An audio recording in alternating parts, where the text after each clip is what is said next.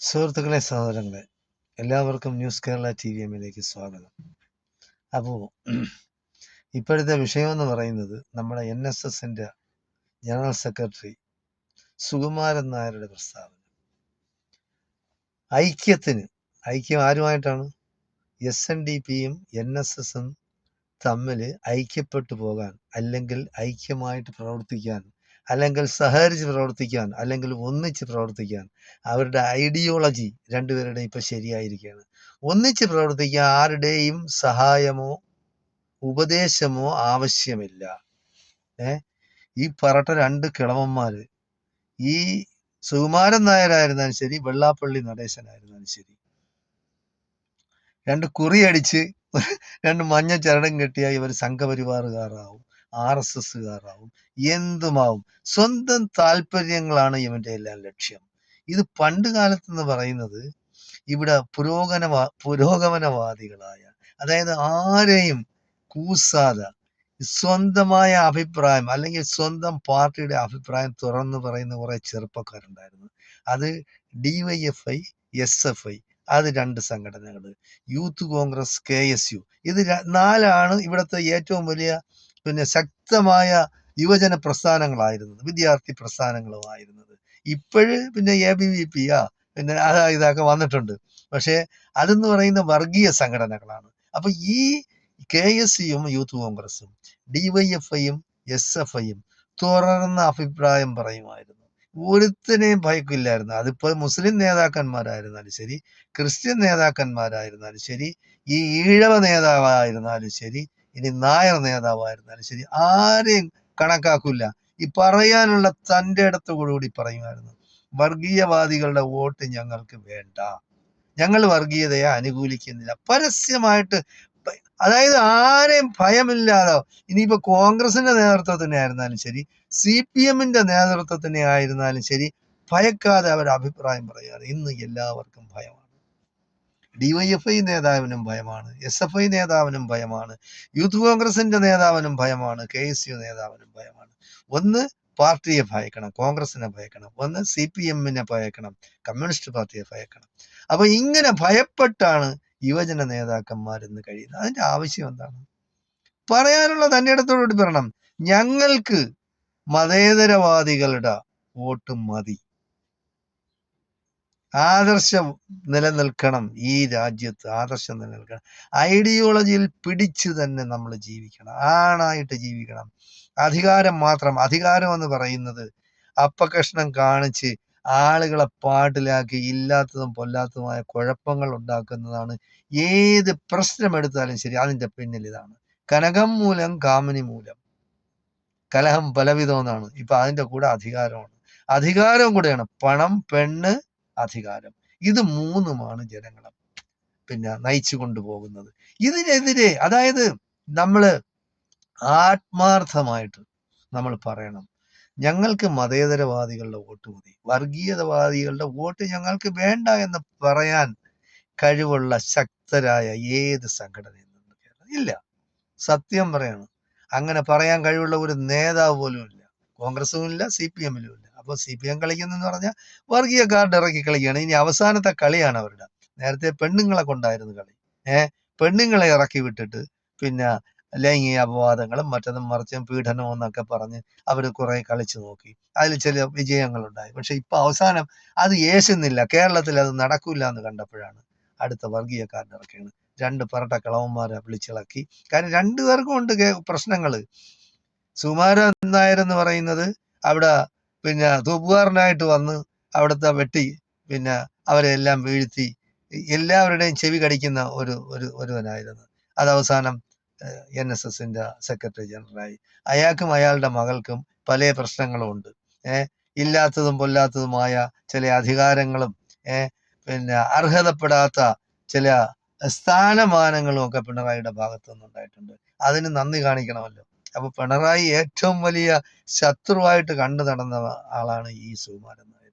അതുപോലെ തന്നെ നമ്മുടെ വെള്ളാപ്പള്ളി എന്ന് പറഞ്ഞാൽ വിഷം തുറന്നു വിടയാണ്.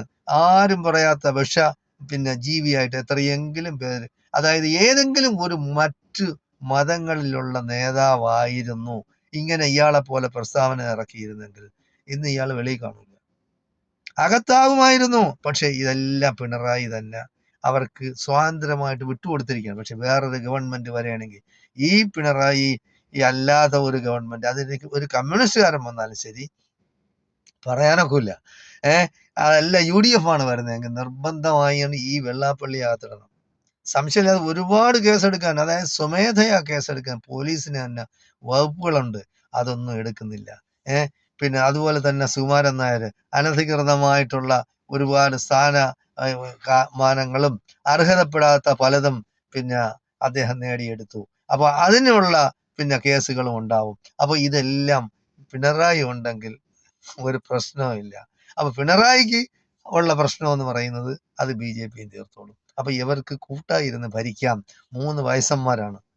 എല്ലാവരും വയസ്സാവും, പക്ഷെ അധികാരത്തോടുള്ള ഭ്രമം, പണത്തോടുള്ള ഭ്രമം, ഈ ദുനിയാവിനോടുള്ള ആ ആഗ്രഹം മരിക്കാൻ പോയാലും ഇവർക്കൊന്നും പിന്നെ അത് ഇല്ലാതാവൂല. കാരണം അങ്ങനെയാണ്. അങ്ങനെ അവർ ഈ രീതിയിലായിപ്പോയി. അവരിനി ഒന്നിനും പറഞ്ഞിട്ട് കാര്യമില്ല. അപ്പോ നമുക്ക് ചെയ്യാനുള്ളതെന്ന് പറയുന്നത് ഒരു ഭരണമാറ്റം ഉണ്ടാവണം. ഭരണമാറ്റം ഉണ്ടായി ഈ LDF-നെ തൽക്കാലത്തേക്ക് പുറത്തു നിർത്തണം. പുറത്തു നിർത്തിയില്ലെങ്കിൽ ആ പാർട്ടി നശിക്കും. കമ്മ്യൂണിസ്റ്റ് പാർട്ടി കേരളത്തിൽ ഇല്ലാതാവും. കമ്മ്യൂണിസ്റ്റ് പാർട്ടി കേരളത്തിൽ ഇല്ലാതായി എന്ന് പറഞ്ഞാൽ വർഗീയ ശക്തികൾ ഇവിടെ വളർന്നു, സംഘപരിവാർ RSSകാർ ഇവിടെ വളർന്നു എന്നാണ് അർത്ഥം. അങ്ങനെ ഉണ്ടാകരുത്. അങ്ങനെ ഉണ്ടാകാതിരിക്കണമെങ്കിൽ നമ്മൾ ഈ LDF-നെ തൽക്കാലത്തേക്ക്, അതുപോലെ NSSനെയും SNDPയെയും, ഇനി ഇതിന് ക്രിസ്ത്യൻ മാനേജ്മെന്റുകളായിരുന്നാലും ശരി, മുസ്ലിം മാനേജ്മെന്റുകളായിരുന്നാലും വർഗീയത ആര് പറയുന്നു അവർക്കെതിരാവണം. പരസ്യമായിട്ട് പറയണം, വർഗീയവാദികളുടെ വോട്ട് ഞങ്ങൾക്ക് വേണ്ട. അത് ന്യൂനപക്ഷമാവട്ടെ ഭൂരിപക്ഷമാവട്ടെ, അത് പറയാനുള്ള തൻ്റെ ഇടം ഇവിടെ ഉള്ള രാഷ്ട്രീയക്കാർക്ക് ഉണ്ടാവണം. പണ്ട് കാലത്ത് ഉണ്ടാവുമായിരുന്നു. അതൊക്കെ ഞങ്ങളൊക്കെ കോളേജിൽ പഠിക്കുന്ന കാലത്ത് ഞങ്ങൾ വിളിച്ചിട്ടുള്ള, ഞങ്ങളിലില്ല ഹൈന്ദവ രക്തം, ഞങ്ങളിലില്ല ക്രൈസ്തവ രക്തം, ഞങ്ങളിലില്ല മുസ്ലിം രക്തം, ഞങ്ങളിലുള്ളത് മാനവ രക്തം, ഞങ്ങളിലുള്ളത് മനുഷ്യരക്തം. അങ്ങനെ വിളിച്ചിട്ടുണ്ട്. മനുഷ്യരക്തം എന്ന് വിളിച്ച് ഞങ്ങൾ മുദ്രാവാക്യം വിളിച്ചിട്ടുണ്ട് കോളേജിൽ. അന്ന് ആരെയും ഭയമില്ലായിരുന്നു. ഏത് അരമനയിലും പോവും, ഏത് MESന്റെ പിന്നെ തലപ്പത്തിരിക്കുന്നവരടുത്തും പോവും, ഏത് ഈഴവ പിന്നെ നേതാക്കന്മാരടുത്തും നമ്മൾ പോയി സമരം ചെയ്തിട്ടുണ്ട്. നായർ സർവീസിന്റെ അടുത്തും ഞങ്ങൾ അന്നൊക്കെ കോഴ വാങ്ങിച്ച് കോളേജിലൊക്കെ അഡ്മിഷൻ കൊടുക്കുകയും അതും ഇതുമൊക്കെ ചെയ്താണ്. ഇപ്പൊ ഇനി ചെയ്യാനുള്ളതെന്ന് പറയുന്നത് ഇവരെയൊക്കെ നമ്മൾ പിന്നെ നിലയ്ക്ക് നിർത്തണമെങ്കിൽ എയ്ഡഡ് സ്കൂളുകളില്, എയ്ഡഡ് കോളേജുകളില് നിയമനം സർക്കാർ നടത്തണം, PSC നടത്തണം. അങ്ങനെ ഒരു നിയമം ആരാണ് കൊണ്ടുവരുന്നത്, അപ്പോഴേ ഇവിടുത്തെ വിദ്യാഭ്യാസ കച്ചവടവും ഇവിടെയുള്ള പാവപ്പെട്ടവനും അർഹതപ്പെട്ട ജോലി കിട്ടുകയുള്ളൂ. ഇവിടെയുള്ള സാധാരണക്കാരായ ഈ പട്ടികജാതി പട്ടികവർഗത്തിൽപ്പെട്ട അവര് എത്ര പിന്നെ കോളേജിൽ ലെക്ചറർമാരുണ്ട്, എത്ര പേര് കോളേജുകളിൽ ജോലി ചെയ്യുന്നുണ്ട്? എൻ്റെ അറിവിലില്ല, ഞാൻ കണ്ടിട്ടില്ല. ഇനി ഇപ്പോഴും വല്ലതും വന്നിട്ടുണ്ട്. കാരണം എത്രയോ വർഷങ്ങളായി ഗൾഫ് ജീവിതം നയിക്കുകയാണ്. അപ്പൊ ഞങ്ങൾ അധ്വാനിച്ച് തന്നെയാണ് ജീവിക്കുന്നത് ഇതുവരെ. അപ്പോ ഇപ്പോ എൻ്റെ സമയത്തൊന്നും ഒരു 10, 35, 40 വയസ്സ് വരെ ഞാൻ കണ്ടിട്ടില്ല ഒരു ദളിതനോ ഒരു പട്ടികജാതി പട്ടികവർഗക്കാരനോ കോളേജ് സ്റ്റാഫായിട്ട് വരുന്നതോ ഒരു ലെക്ചറർ ആവുന്നതോ കാണാൻ വളരെയധികം ബുദ്ധിമുട്ടായിരുന്നു. ഞാൻ കണ്ടിട്ടില്ല. ഇനിയിപ്പോ പറയാനൊക്കില്ല ഇനിയിപ്പോ എങ്ങനെയാണെന്ന്. അതായത് വിദ്യാഭ്യാസപരമായി ദളിതനെ മെച്ചപ്പെടുത്തിയെടുക്കണം. അവർക്ക് അവരുടേതായ സ്ഥാനമാനങ്ങൾ, അതായത് നമ്മളെല്ലാം തുല്യരാണെന്നും നമ്മൾ മനുഷ്യരാണെന്നും അവരവർക്ക് അവകാശപ്പെട്ട സ്ഥാനങ്ങൾ അവരവർക്ക് അവകാശപ്പെട്ടത് തിരിച്ചു കൊടുക്കണമെന്നുമാണ് എൻ്റെ അഭിപ്രായം. എൻ്റെ അഭിപ്രായം മാത്രമല്ല, അതായത് മതേതരവാദികളായ ജനാധിപത്യ വിശ്വാസികളായ എല്ലാവരും ആഗ്രഹിക്കുന്ന അതാണ്. അപ്പൊ ഈ 2 കിളവന്മാരെ മാത്രമല്ല, വേറെ ആരെങ്കിലും അങ്ങനെ ഉണ്ടെങ്കിൽ, അതിന് ക്രിസ്ത്യൻ മാനേജ്മെന്റ് ആവട്ടെ മുസ്ലിം മാനേജ്മെന്റ് ആവട്ടെ, അങ്ങനെ ഉണ്ടെങ്കിൽ അവരെ എല്ലാം തകർത്തെറിയണമെന്നാണ് എനിക്ക് പറയാനുള്ളത്. തൽക്കാലത്തേക്ക് ഈ പാവങ്ങളെ പിന്നെ ഏത് സമുദായമായിരുന്നാലും, അത് നായർ സമുദായമായിരുന്നാലും ഈഴവ സമുദായമായാലും മുസ്ലിം സമുദായമായിരുന്നാലും ക്രിസ്ത്യൻ സമുദായം, പാവപ്പെട്ടവരെ ഉയർത്തിക്കൊണ്ടുവരണം. എല്ലാവർക്കും തുല്യമായ നീതി കിട്ടണം. തുല്യമായ അവകാശങ്ങൾ, അവർക്ക് അവകാശപ്പെട്ട അവകാശങ്ങൾ നിലനിർത്തിക്കൊണ്ടുപോകണം. അത് നേടിയെടുക്കണം. അതിനുവേണ്ടി ബാക്കിയുള്ള സമൂഹത്തിലുള്ള എല്ലാവരും ഒത്തൊരുമിച്ച് പ്രവർത്തിക്കണമെന്നും വർഗീയത പറയുന്നവരെ ഒറ്റപ്പെടുത്തണം. വർഗീയവാദികളെ വോട്ട് ഞങ്ങൾക്ക് വേണ്ട എന്ന് പറയാനുള്ള ആർജവം ഇവിടെയുള്ള രാഷ്ട്രീയക്കാരന് ഉണ്ടാവണം. അതുണ്ടായാലേ കേരളം രക്ഷപ്പെടൂ. മതേതര കേരളം എന്ന് പറയുന്നത്, ജനാധിപത്യ കേരളം എന്ന് പറയുന്ന, സോഷ്യലിസത്തിലേക്കുള്ള നമ്മുടെ പ്രയാണം എന്ന് പറയുന്നത് എല്ലാവർക്കും തുല്യമായ നീതി കിട്ടുമ്പോഴേ അത് ലഭ്യമായാലേ നമുക്കത് പൂർത്തീകരിക്കാൻ കഴിയുള്ളൂ. അതിനുവേണ്ടി എല്ലാവരും കഠിനമായി പരിശ്രമിക്കണമെന്നും വർഗീയവാദികൾ ആരായാലും ശരി അവരെ ഒറ്റപ്പെടുത്തണമെന്നും ഞാൻ നിങ്ങളോട് ആവശ്യപ്പെടുകയാണ്. നന്ദി, നമസ്കാരം. ജയ് ഹിന്ദ്, ജയ് ഭാരത്.